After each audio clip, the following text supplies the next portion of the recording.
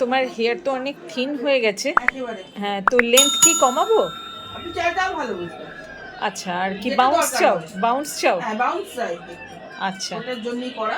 ঠিক আপনি আর আছে, লেন্থটা আপনি যেটা ভালো বুঝবেন সেটা রাখবেন। ওকে।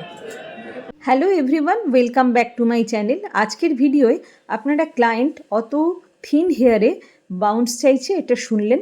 এর আজকে একটা রিয়েলিটি দেখাবো। হেয়ার ওয়াশের পর দেখুন কত থিন আর কত কম হেয়ার। এখানে যেটা বলতে চাইছি, ক্লায়েন্ট অনেক কিছুই চাইবেন, কিন্তু আমরা হেয়ার আর্টিস্টরা যেন তাদের বাস্তবতাটা বুঝিয়ে দিই।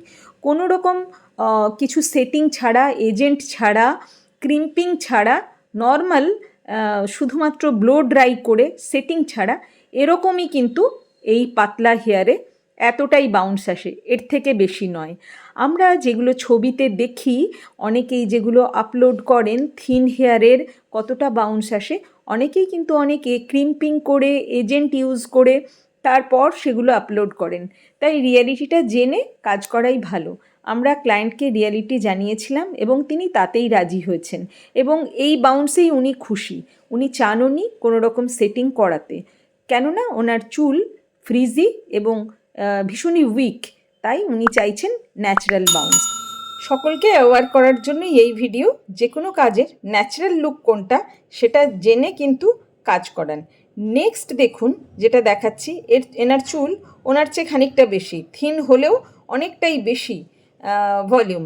এনার দেখুন ন্যাচারালি কিন্তু ব্লো ড্রাই করে এজেন্ট ছাড়া কতটা বেশি বাউন্স এসছে, অ্যাজ চুল অনেকটা বেশি।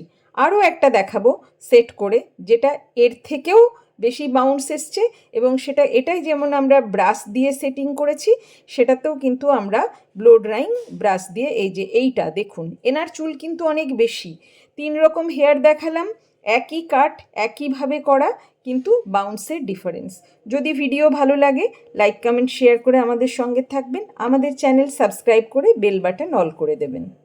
আমাদের Facebook page Tandra's makeup designing and beauty salon কাটোয়াতেও ফলো করতে পারেন।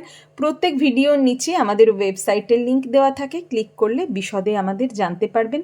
আপনার আরও একটা ভিডিও দেখাচ্ছি, যেখানে কিন্তু এই রিয়েলিটিটা জানার পর তিনি আর রাজি হননি বাউন্স কাট করতে।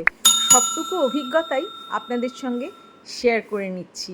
এনার দেখুন এরকম হেয়ার ছিল, এবং এটা শ্যাম্পু করবার আগে ছিল, কিন্তু পাতলা ছিল চুল।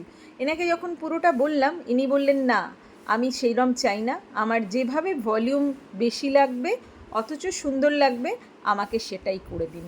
কিন্তু উনি এসেছিলেন এরকমই বাউন্স কাট করাতে। তো কেমন লাগলো আপনাদের ব্যাপারটা জানাতে ভুলবেন না।